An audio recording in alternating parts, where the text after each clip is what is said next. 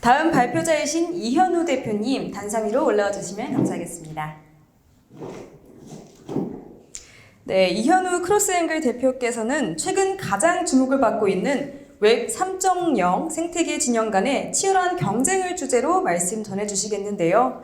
이현우 대표께서는 리서치 서비스 오픈 서베이를 공동 창업자로 참여하셨고 식이요법 전문 기업 닥터키친 최고 기술 책임자로도 활동을 하셨습니다.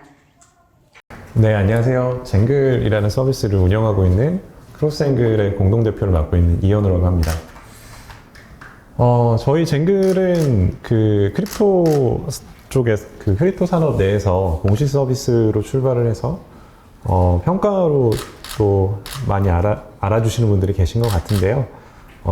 사실 저희가 최근 한 1년 정도는 리서치 쪽에 굉장히 많은 집중을 하고 있습니다. 그래서 국내 크립토 트렌드도 열심히 보고 있고 해외 쪽 트렌드도 열심히 보고 있는데 많이 이제들 물어보세요. 이제 재작년에 디파이가 굉장히 핫했었고 그 다음에 이제 NFT, 게임파이, 다양한 산업들, 다양한 이제 메타들이 이제 올라오면서 넥스트는 뭘까?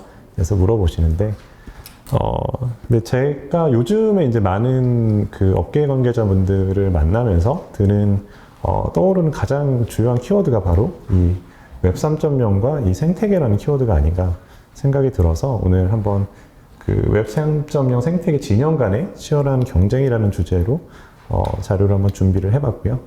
오늘 아마 제가 처음 전달드리는 내용이라서 좀 이게 매끄럽게 잘 전달될지가 좀 걱정이 되긴 하는데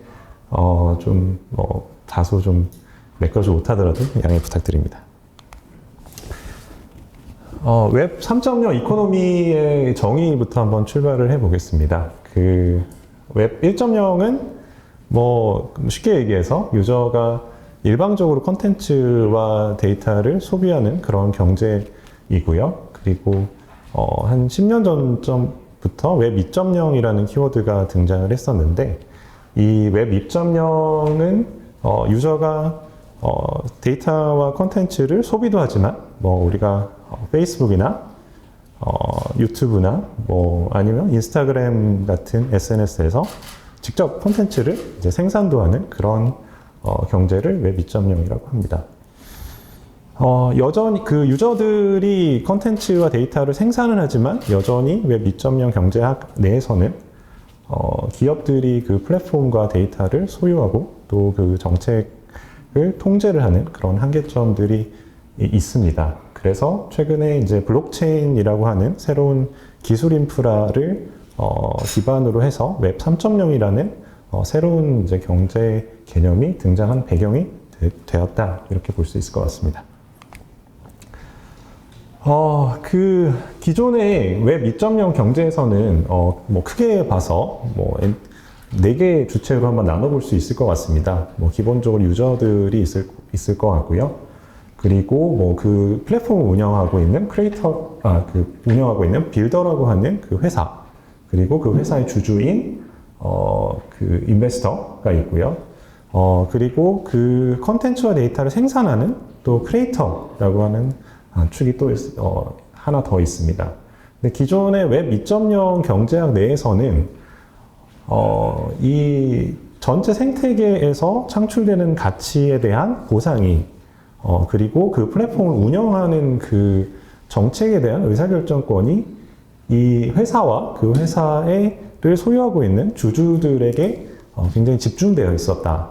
이런 부분들이 이제 가장 큰 특징이었는데 이 웹 3.0 경제 내에서는 이 네 주체들이 이 토큰이라고 하는 그 매개체를 통해서 누구나 자기가 기여한 만큼의 보상과 또 의사결정 권한을 서로 공유할 수 있는 이런 부분들이 가장 큰 차이점이라고 볼 수 있을 것 같습니다. 그렇기 때문에 유저, 크리에이터, 개발자, 투자자 모두가 사실 하나의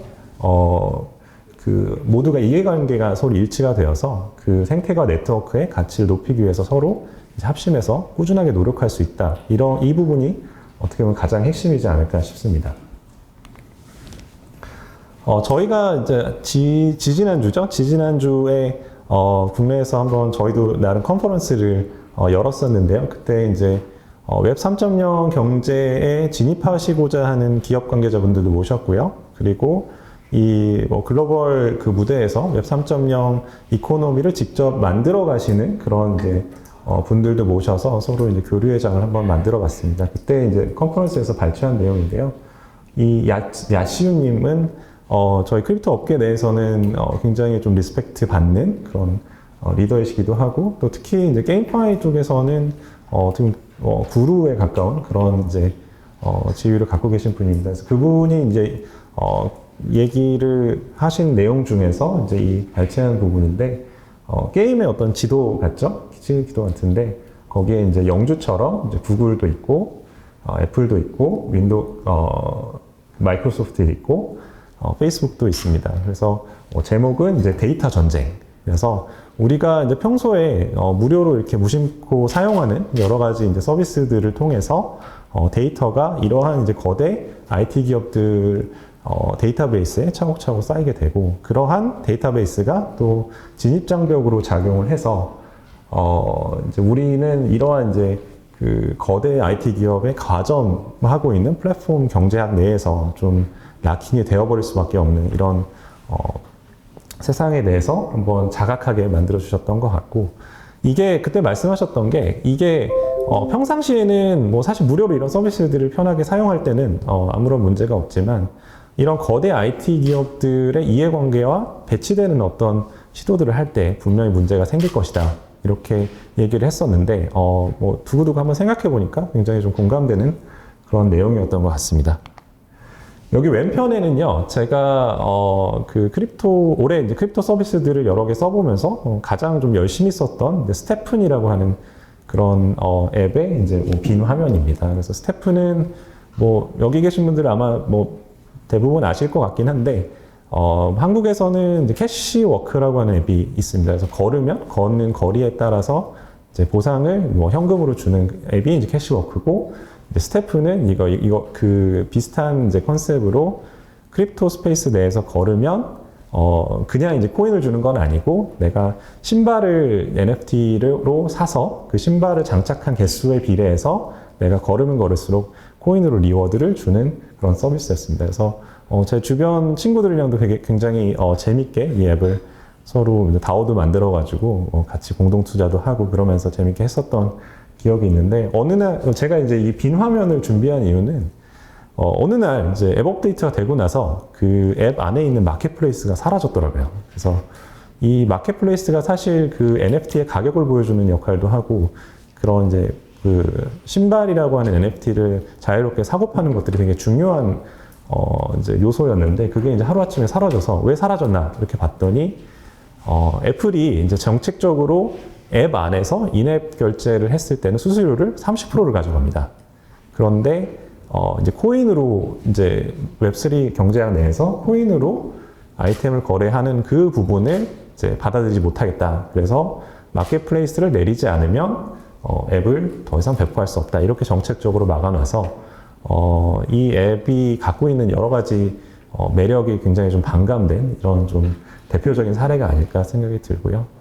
오른쪽은 이 솔라나라고 하는 그 메인넷에서 최근에 휴대폰을 출시하겠다 이렇게 이제 발표하는 그런 장면입니다. 그래서 처음에는 이게 솔라나가 시총이 너무 올라서 자신감이 너무 넘치어서 이게 좀 무리한 결정을 한 게 아닌가라고 생각을 하다가 곰곰이 좀 생각을 해보니까 어떻게 보면 이 웹 3.0 경제학 내에서 이런 새로운 시도를 이제 해나가는 데 있어서 기존 이제 거대 IT 플랫폼들이 이제 통제하고 있는 여러 가지 환경들에 대한 어떻게 보면 좀 처절한 몸부림이 아닌가 이런 생각도 동시에 해봤습니다.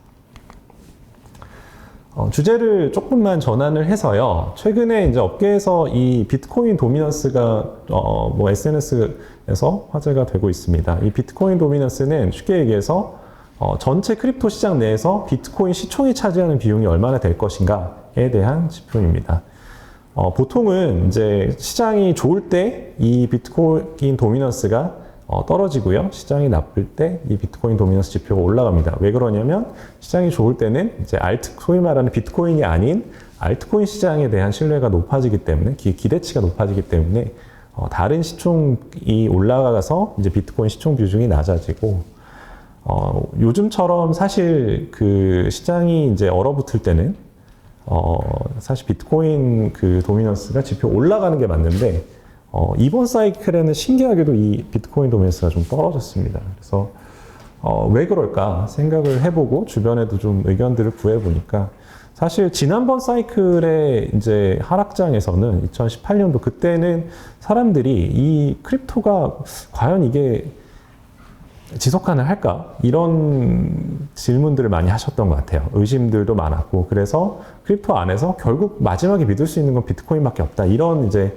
논의들이 많이 이루어졌던 것 같고 요즘에는 뭐 저희 회사에서도 이제 그런 말씀들 많이 드리는데 이제 크립토 윈터라고 하잖아요. 이제 겨울인데 이 겨울을 결국은 다시 이제 호황들이 올 거고 기존의 웹 3.0 이코노미는 결국 굉장히 커질 것이고 그렇기 때문에 겨울 동안 이게 뭐 크립토가 지속 가능할지 말지에 대해서 걱정하기보다는 겨울 방학을 잘 준비해서 호황이 왔을 때 그 혜택을 온전히 누려야겠다 이렇게 생각하시는 분들이 계속 늘어나시는 것 같습니다. 네, 그만큼 이 웹 3.0 이코노미의 어떤 펀더멘탈이라고 하는 부분들이 우리 마음속 안에 어느 정도 이제 좀 안정화되는 게 아닌가, 자리 잡고 있는 게 아닌가 이렇게 생각을 해봤습니다. 비트코인이 사실 이 비트코인이 있었기 때문에 이 크립토 산업이 여기까지 올 수 있었다고 생각을 합니다. 다만 이 크립토의 역사 과정에서 비트코인이 이제 판을 만들었고 그 다음에 이제 이더리움이 나오면서 이제 기능적으로 가장 큰 변화가 이제 스마트 컨트랙트의 유무죠. 그래서 물론 뭐 비트코인 안에서도 제한적으로 스마트 컨트랙트를 짤 수는 있지만 범용적인 이제 프로그래밍 언어로 그 스마트 컨트랙트 위에서 디앱을 만들 수 있는 환경을 제공한 것은 이제 이더리움이 시초다 이렇게 볼 수가 있는데요. 이 스마트 컨트랙트의 기능으로 인해서 단순히 이제 비트코인과 이더리움을 비교를 했을 때 이더리움은 뭐 하나의 기능이 더 추가됐다 이렇게 보기보다는 저는 이 스마트 컨트랙트가 있음으로 인해서 기존의 비트코인 자산과 이 스마트 컨트랙트 플랫폼이라고 하는 새로운 어떤 속성의 자산이 생겨나지 않았나 이렇게 보고 있습니다. 그래서 우리가 비트코인과 이더리움 최근에 이제 시총이 조금씩 비슷해지면서 뭐 과연 이 이더리움 시총이 비트코인 시총을 넘어설 것인가 이런 부분들에 대해서 얘기하시는 분들 계신데 저는 이더리움과 비트코인을 단순히 이렇게 자산 대 자산으로 볼 게 아니라 이더리움은 전체 그 생태계 관점에서 봐야 된다. 그래서 우리가 비트코인 생태계가 내에서 무엇이 있을까라고 한번 고민해 보면 사실 떠오르는 게 별로 없지만 이더리움 생태계 안에 무엇이 있을까라고 하면 뭐 방금 전에 정성훈 본부장님께서도 전달해 주셨지만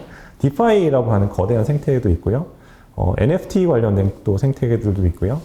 그리고 그 개발 환경을 지탱해주는 다양한 서비스들도 있고 그 스마트 컨트랙트 내에서 어떤 활동들이 일어나고 있는지에 대해서 이제 분석해주는 데이터 관련된 생태계들도 굉장히 활발히 있습니다. 그래서 그 외에도 이제 제가 다 나열은 못하겠지만 다양한 생태계들이 이 이더리움이라고 하는 생태계를 뒷받침하고 있는 것이 이 큰 힘이 아닌가 싶고 또 이런 것들이 있음으로 인해서 앞서서 이제 웹 2.0 시대에 거대 IT들이 과점하고 있는 그런 플랫폼 비즈니스를 대체할 수 있는 어떤 새로운 가능성이 좀 잉태되고 있지 않나 이렇게 보고 있습니다.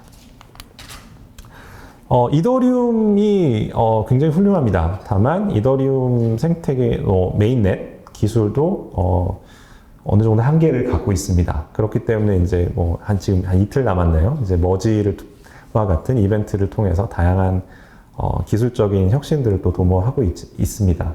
그런데 어쨌거나 현재 상태로는 이더리움은 비싸고 느립니다. 그래서 평상시에는 뭐 몇만 원 수준에서 사실 몇천 원, 몇만 원 수준에서 트랜잭션을 주고받을 수 있지만 이제 시장이 뜨거울 때 또 네트워크에 대한 수요가 높아졌을 때는 이 굉장히 수수료가 올라가고 내가 제출한 트랜잭션이 실제로 블록체인에 반영되기까지 오래 걸리는 그런 상황이 발생하기도 합니다. 그래서 뭐 많게는 하루에 이제 20만 원까지 이제 올라가기도 했었는데 20만 원까지 올라가면 사실 뭐 우리가 이제 NFT를 뭐 게임에서 활용하겠다, 뭐 다양한 이제 우리 대중들이 일상생활에서 활용하기에는 좀 너무 제약이 큰 그런 상황이 발생을 하죠. 그래서 네트워크가 이제 100% 네트워크의 대역폭을 100% 쓴다라고 가정을 했을 때 이더리움은 대충 현재 한 초당 15 트랜잭션을 처리를 할 수가 있고요. 이것을 우리가 범용적으로 이제 사용하고 있는 비자 신용카드의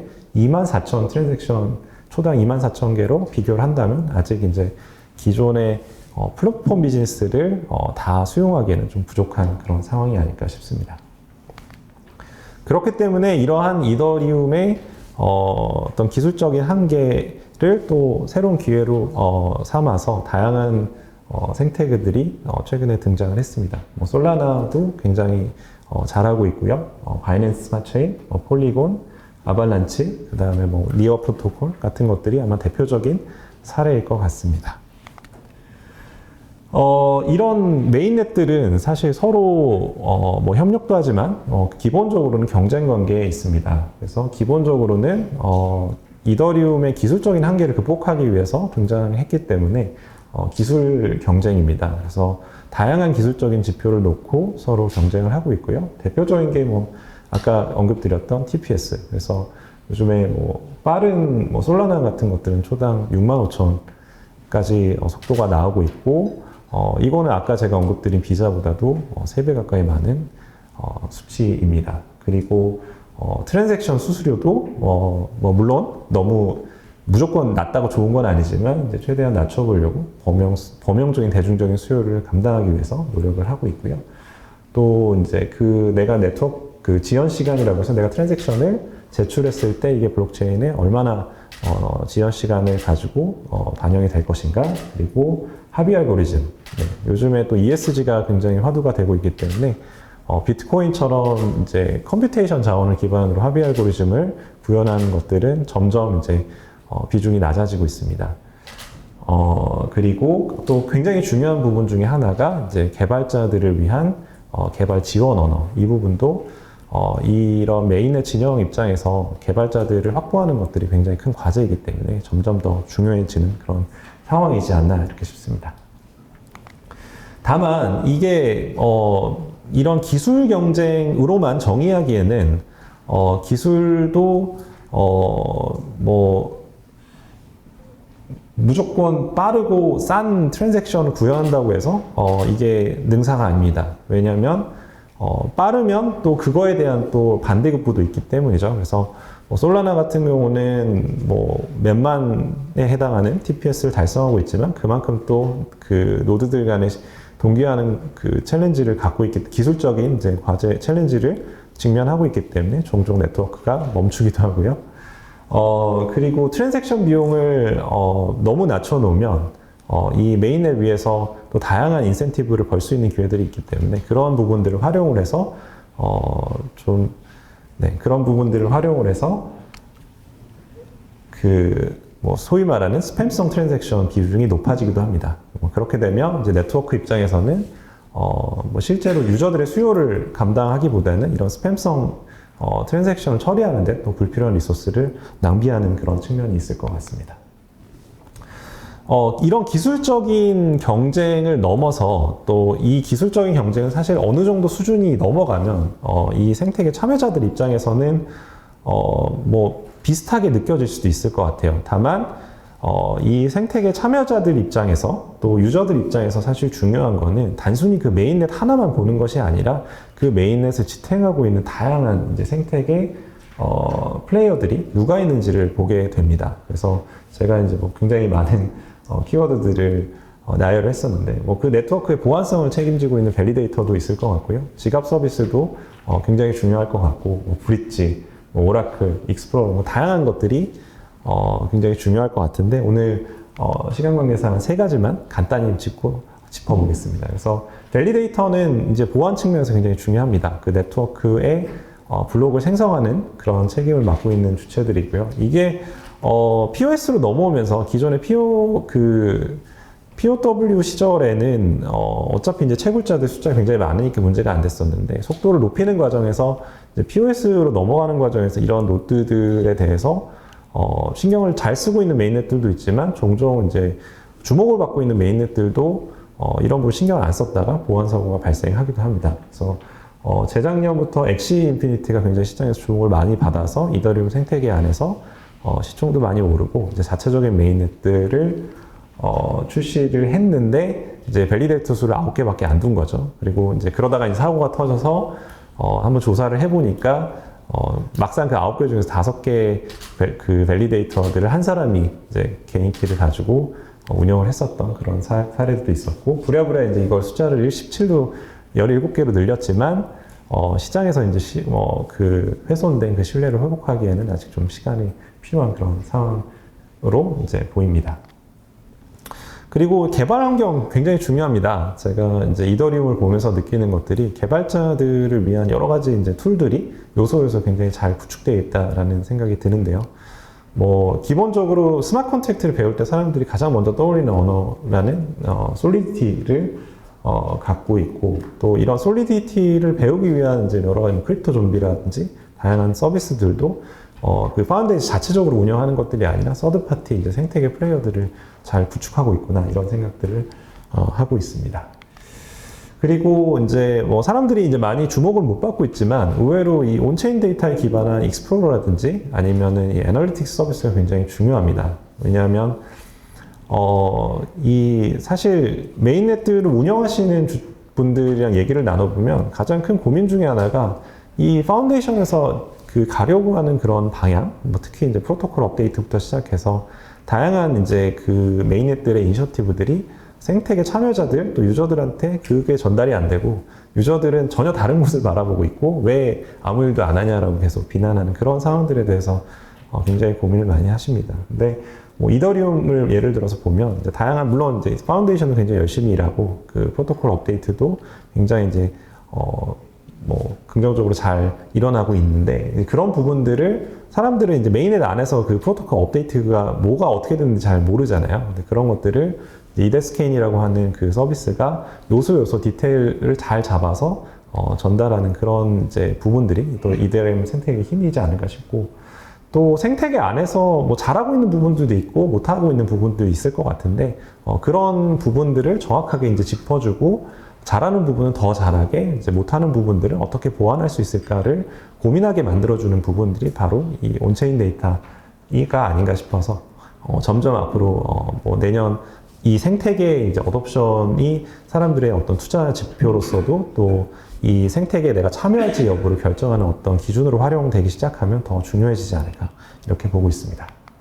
그래서 저희가 이제 더 다른 더 깊이 있는 내용들은 저희 쟁글 홈페이지 내에 이 메인넷 운영의 필수 요소 살펴보기라는 제목으로 한번 준비를 해봤습니다. 그래서 한번 관심 있으신 분들은 읽어보시면 좋을 것 같습니다. 그래서 간단히 좀 종합을 해보면요, 일종의 고대 이제 그 중국에서 춘추전국 시대에서 서로 국가들이 싸우듯이 이제 앞으로 이 웹3 생태계는 그 전체의 파이는 계속 커질 것 같고요. 그 내에서 서로 이제 생태계 진영들이 생겨서 서로 이제 기본적으로 경쟁을 하지만 그 경쟁을 통해서 서로 간에 이제 배움을 얻고 또 그러면서 이제 같이 또 성장하는 그런 구도가 만들어질 거라고 생각을 합니다. 그리고 이러한 이제 경쟁은 서로 이렇게 제로섬에 해당하는 어떤 배타적인 경쟁이 아니라 서로 협력도 하고 또 이제 브릿지라고 하는 인프라를 통해서 그 생태계 진영 간의 자산 이동도 굉장히 활발하게 점점 더 활발하게 이루어질 거라고 생각을 하고요. 또 오픈시와 같은 그런 이제 주요 DApp들은 하나의 이제 생태계 내에서만 활동을 하는 것이 아니라 여러 생태계에 걸쳐서 이제 기여를 하는 그런 모양새가 되지 않을까 이렇게 예상을 해보고 있습니다.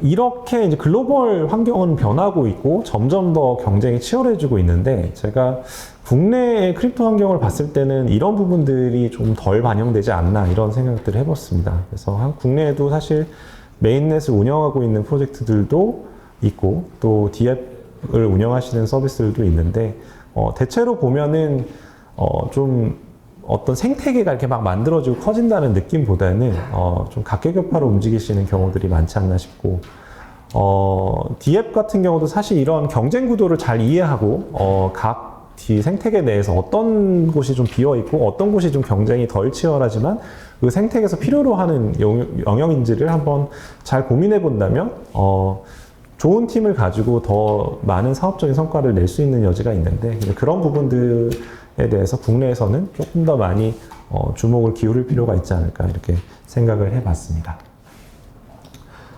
그리고 이제 이 메인넷을 선정하는 기준에 있어서 뭐 다양한 상황이 발생할 수 있을 것 같습니다. 뭐 D앱사 입장에서는 어느 메인넷 위에 올라타야 될지를 고민하실 것 같고, 뭐 또 투자자 입장에서도 내가 어느 메인넷에 코인에 투자할 것인가, 또 어느 메인넷 생태계 밑에 있는 또 D앱 코인에 투자할 것인가 이런 판단들을 하실 텐데, 기본적으로 제가 봤을 때는 앞으로 점점 더 생태계를 갖추지 못한 메인넷 생태계들은 점점 도태되지 않을까 이렇게 싶고, 또 근데 또 반대로 극단에서 이런 생태계 조성을 위해서 좀 무리하게 그랜트를 남발한다든지 좀 잘 되고 있는 DF사한테 가서 그랜트를 너무 큰 그랜트를 주고 우리 생태계를 위해서 기여해줘라고 해서 너무 단기적인 성과들을 쫓으면 또 그것도 전체 생태계가 한 번에 무너질 수 있는 그런 또 위험 요소를 내포하고 있지 않나 이렇게 생각을 하고 있습니다.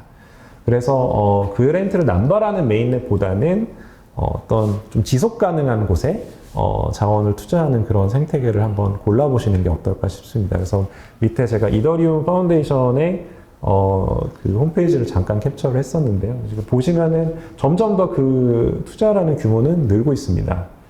그래서 작년 같은 경우는 한 거의 300억이 넘는 돈들이 이제 그랜트로 지출이 됐었고, 근데 가장 이제 어느 분야에 투자를 하고 있냐라고 보시면은 리서치, 인프라, 그리고 교육, 커뮤니티, 그리고 이제 개발 툴들, 이렇게 이제 4가지 키워드들이 나온 것을 보실 수 있습니다. 그래서 이더리움 재단이 어느 키워드들을 중요시하고 있나를 엿볼 수 있는 그런 그 화면이지 않을까 싶고, 앞으로 이제 메인넷을 운영하시는 그런 분들도 계실 것 같고, D앱을 운영하시는 분들 계실 것 같고, 투자하시는 분들도 계실 것 같은데, 이런 전체적인 맥락에서 한번 고민을 해보시는 게 좋지 않을까 싶습니다. 네, 여기까지고요. 발표 마치겠습니다. 감사합니다.